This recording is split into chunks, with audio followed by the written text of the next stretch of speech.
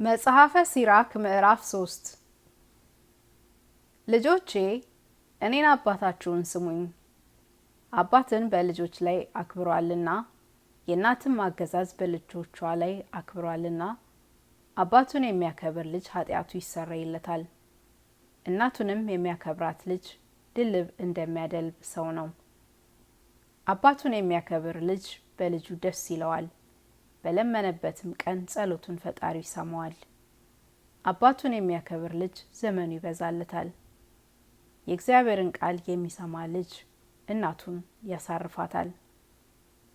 ባሮቹ ለሱ እንዲገዙለት እሱም ለወለደው ለአባቱ ይገዛል። ምርቃቱ ትደርስልህ ዘንድ ቢጠራህ አቤት ቢልክህ ወዴት ብለህ አባትህን አክብረው። የአባት ምርቃት የልጅን ቤት ያጸናልና የእናት እርግማን ግን ስር መሰረት ይነቅላል።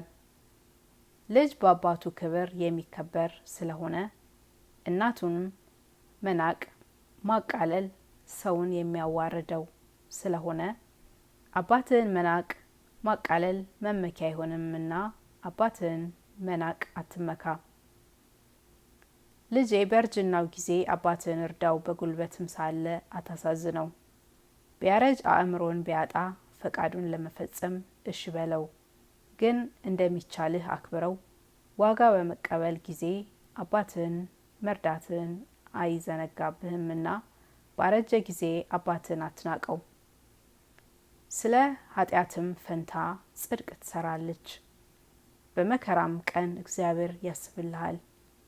በረድን ፀሐይ እንዲያቀልጠው ኃጢአቶችህ እንደዚሁ ይቀልጣሉ ይሰረያሉ። አባቱን የሚጠላ ሰው የተነቀፈ ነው። እናቱን የሚያሳዝናት ሰው በእግዚአብሔር ዘንድ የተረገመ ነው። ልጄ በሃይማኖትህ ላይ ስራህ ይገለጥ። እውነተኞች ሰዎችም ይወዱሃል። ድሆች ሰዎች እንደ ገናናነትህ ብዛት መጠን እንደዚሁ ራስህን አዋርድ። በእግዚአብሔር ዘንድ ዋጋህን ታገኛለህ። የእግዚአብሔር ስራው ልውጥ ነውና በተዋረዱ በጸኑ ሰዎች ላይ ይመሰገናል። ከባለጸጋ ጋር አትከራከር። የታዘዝከውን አስብ እንጂ የማትችለውን ነገር አትመርምር። ወደ እልፍኙ ግን አያግባህ። ስላሴ ከሰው ይልቅ የገለጡልህ ምስጢር የለምና የግብር ገብተህ ባህርየ ስላሴን አትመርምር። ብዙ ሰዎችን መታለያቸው አሳታቸው። ብዙ ሰዎችን የልቦናቸው ትዕቢት መከራ ጣላቸው። ክህደትን የሚወዳት ሰው በሷ ይሞታል። ክፉ ልቦናም በፍጻሜ ዘመኑ ለስራ ይያዛል። ክፉ ልቦና በመከራ ይገረፋል። ኃጢአተኛ ሰውም በኃጢአቶቹ ላይ ኃጢአትን ይጨምራል። ክፉ ክህደት ጸንቶባቸዋልና ለትዕቢተኞች ሰዎች ክህደት መመለስ የለባትም። የብልህ ሰው ልቦና ምሳሌን ይተረጉማል።